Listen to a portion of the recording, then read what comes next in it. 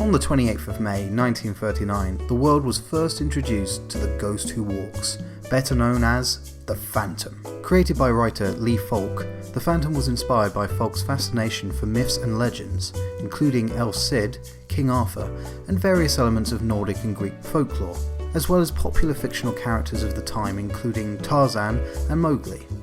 He was particularly fascinated by the thugs of India, leading him to base his first Phantom comic on the Singh Brotherhood.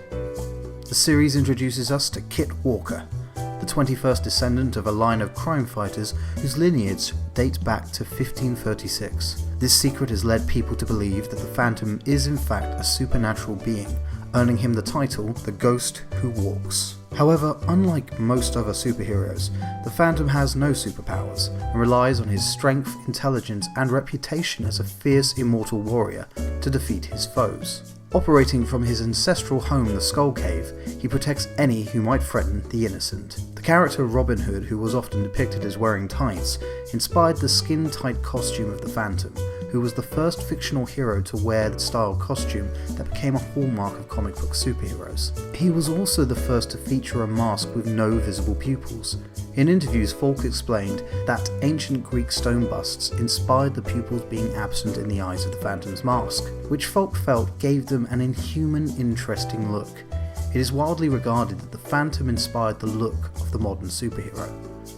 Starting originally as a daily newspaper strip, this would later see the exploits of the character be read by over 100 million people daily. By 1966, the Phantom was being published in 583 newspapers worldwide. During the years since his creation, the Phantom has appeared in various forms of media. I love Billy Zane. Including a brief cameo alongside Lee Falk's other creation, Mandrake the Magician, in the Beatles starring animated movie Yellow Submarine. The Phantom, Mandrake, and his assistant Lothar would also appear alongside iconic characters Flash Gordon and Popeye in the 1972 animated movie Popeye Meets the Man Who Hated Laughter.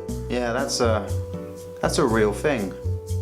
The four minus Popeye would again appear together in the animated series Defenders of the Earth. But that's a whole other episode. In 1994, The Ghost Who Walks returned to animation in Phantom 2040, a French-American animated series developed for television by David J. Colbert and produced by Hearst Entertainment Inc. and France 3. Notable productions from Hearst Entertainment include An American Werewolf in London, Erie, Indiana, and The Legend of Prince Valiant. France 3 productions include Inspector Gadget, Code Lyko, and The Adventures of Tintin. It is the year 2040. Environmental disasters and wars for economic resources during the early 21st century have decimated the fragile ecological balance of an Earth once teeming with life. Everywhere, the privileged and wealthy continue to thrive in expensive real estate developments that tower above the suffering masses. In Metropia, once known as New York City, the largest and most powerful of the city-states, the powerful robotics manufacturing corporation, Maximum Inc., has slowly shaped a cold, steely urban centre. Maximum's robotic biots, biological optical transputer systems, have replaced enormous amounts of human labour, and the corporation is illegally producing prohibited combat biots to form Maximum's private underground army. The only hope for the survival of humanity is the Phantom. College student Kit Walker Jr., who at first unaware of his lineage and unsure of his destiny, accepts his role as the 24th Phantom, and with his allies works to save the people of Metropia. Main theme and intro.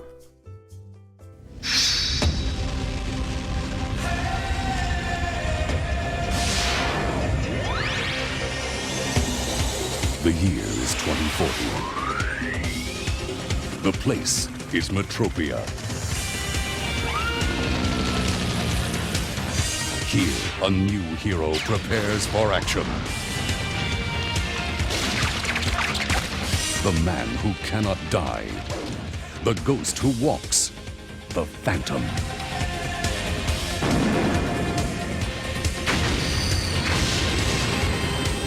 The Phantom's pledge to fight evil and injustice wherever they may be found.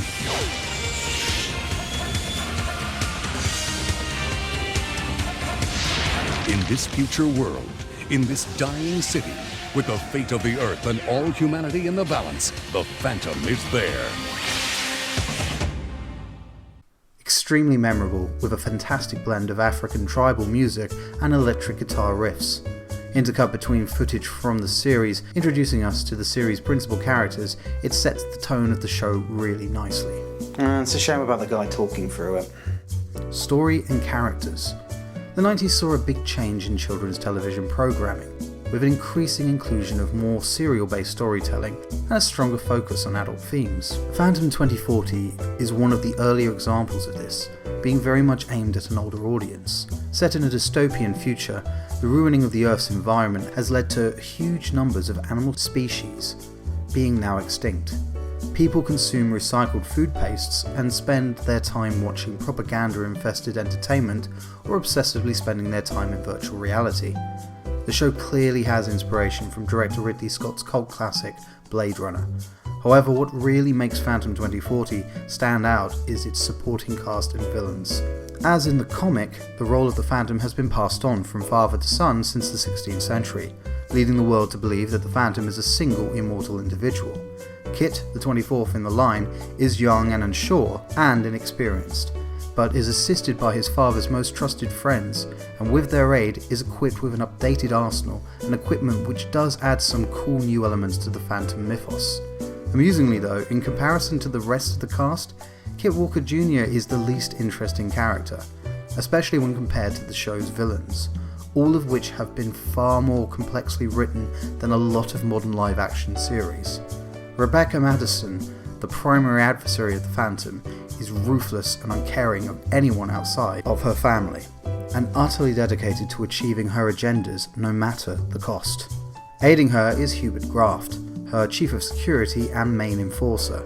He is a fascinating character, a cyborg who is clearly living in a constant state of pain, both physically and psychologically.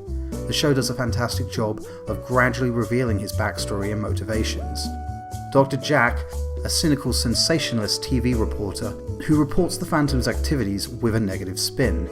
His arrogance and vanity bring him to believe that rather than being merely a reporter of news, he is the news. Other characters of note include Mr. Cairo, a man who specialises in information and sells it to the highest bidder. Shaun 1, the first human born in outer space, an arrogant and abnormally tall man.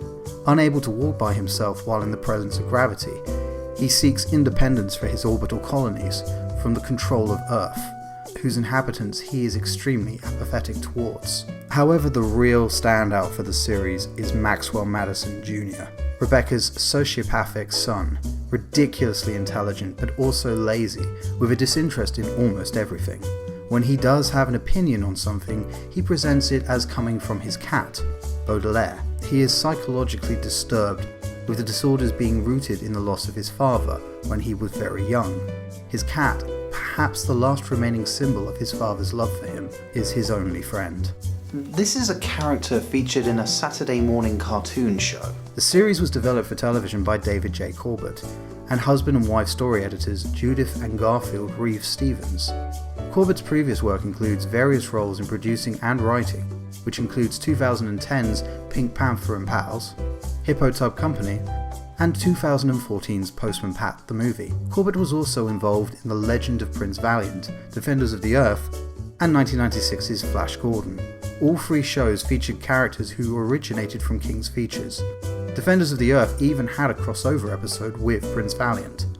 The Reeves-Stevenses have had heavy involvement in writing for the Star Trek franchise. In addition to having writing several fiction and non-fiction Star Trek books, they have also co-written an additional 10 novels with William Shatner, as well as 4 non-fiction volumes detailing the production history of the franchise. They acted as executive story editors and co-producers on the 4th season of Star Trek Enterprise, Van Helsing: The London Files, The Legend of Prince Valiant, Mighty Ducks, Primeval: The New World, and Batman the Animated Series. In addition to story editing both seasons, the Reeves-Stevens devised the show's writer's bible and scripted numerous episodes, including the 2-part pilot. Other key writers on the show included Bryony Chandler, Shari Goodhartz, and Richard Merwin. Bryony Chandler has a long career in writing for television and was at one point the highest paid female animation writer working in Hollywood, working on shows which include Gargoyles, Spider-Man the Animated Series, Starcom, Teenage Mutant Ninja Turtles, He-Man and the Masters of the Universe, and Batman the Animated Series. Shari Goodhartz is a multi-award nominated writer of film and television, with shows including Wing Commander Academy, Raw Toonage, Exo Squad, Aeon Flux, Bonkers, Gargoyles, and Star Trek The Next Generation. Richard Merwin is another with a long list of animated series writing credits, with shows including Teenage Mutant Ninja Turtles, Mr. T, The Transformers, Inhumanoids, Gem, DuckTales, Police Academy the Series, Dink the Little Dinosaur, Widget the World Watcher, Defenders of the Earth, Captain N the Games Master, and G.I. Joe Extreme. So extreme. The series features a lot of themes, including the mistreatment of the lower class, segregation, corruption in corporations and politics, the disillusion of youth, the impact of the replacement of human labour forces with machines, and of course, murder. Again, this was a Saturday morning cartoon show. Design and style. The unusual character designs were the distinctive work of Peter Chung, an artist with an instantly recognisable visual style. His work has ranged from storyboards and character designs for television shows like Transformers, Rugrats, and Reign the Conqueror, as well as writing and directing one of the Animatrix shorts, and directing the Chronicles of Riddick, Dark Fury. He also created the series Aeon Flux, which several of Phantom 2040's creative team previously worked on. Its influence can be clearly seen in its designs. Also working as art director and concept designer on the series was Vom Schlinger. His previous art department work includes Happily Ever After, Fairy Tales of Every Child, Sky Captain and the World of Tomorrow, and the TV movie 1201, which is kind of a mix between Groundhog Day and Murder, She Wrote. It's actually a pretty solid film. Phantom 2040 is an extremely interesting looking show, rich in visuals and unique character designs, whilst conveying a sinister tone throughout. This is a world where there is very little hope. This dystopian theme is even felt in a lot of the environments and even the technologies employed by the characters. It's an ugly landscape with some truly horrid looking individuals inhabiting it. A great example of the effectiveness of the designs is Dr. Jack, who literally plugs wires into his skull to go online. At the time, there was nothing like these visuals on mainstream television, which was yet another strength that helped Phantom 2040 to stand out. Unfortunately, the series hasn't aged too well. A gimmick of that era of animation was to feature CGI constructs. This had mixed results on those shows, and sadly 2040 is one of the bad examples. Production quality continued to decline in the second season, and it really did affect the storytelling of the show. Action. The setting of the series, as well as the previously mentioned new arsenal used by the Phantom, creates some very cool action sequences. His primary opponents being the Biots meant that the series could be more violent in how the Phantom dispatched them, but the drop of quality in the animation in later episodes really does take away from any tension, which is a real shame.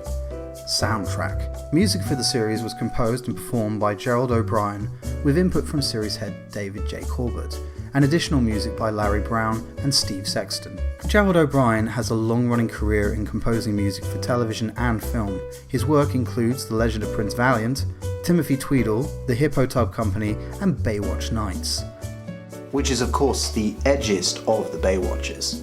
Larry Brown has an extensive career in television and film, in particular in documentaries. In animation, his work includes James Bond Jr., Toxic Crusaders, 1993 Speed Racer, Dino Babies, and The Real Adventures of Johnny Quest. Steve Sexton is another with extensive work in television and film, and had previously worked with Brown and O'Brien on The Legend of Prince Valiant. There are African themes intertwined with atmospheric synth music that really gives the episodes a sinister, foreboding atmosphere throughout, and the Phantom's main theme riff is often used to great effect. Voice cast. Phantom 2040 features a fantastic voice cast.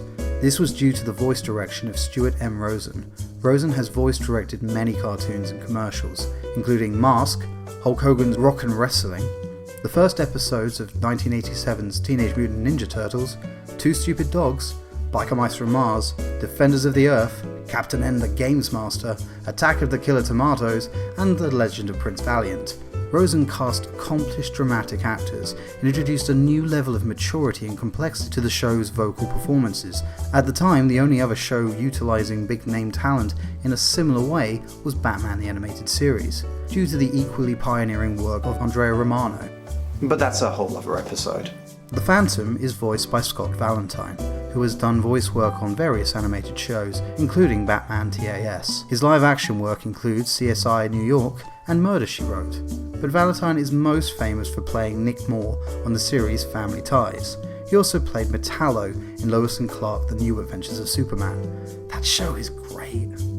Valentine brings a strong presence to the Phantom, conveying his inexperience but also his determination to do the right thing. J.D. Hall voices the Phantom's mentor and closest confidant, Gurren, and is a real standout, giving a passionate and compelling performance.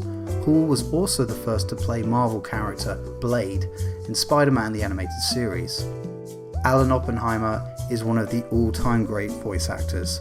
His career spans 3 decades, with shows including Mighty Mouse, Thundarr the Barbarian, The Smurfs, The Wuzzles, The Big O, Bionic 6, Pound Puppies, Frady Cat, and The Transformers.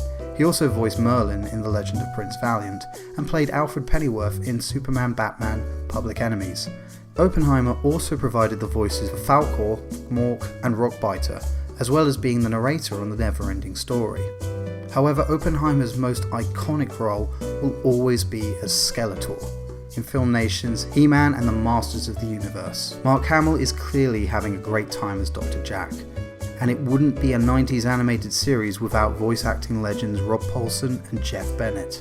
Ron Perlman also does some fantastic work as Hubert Graft in the first season. Fun fact, Ron Perlman was also the voice of Orion in Justice League. He was later replaced by veteran actor Richard Lynch for the remainder of the series' run. Paul Williams plays Mr. Cairo, my personal favourite character in the series.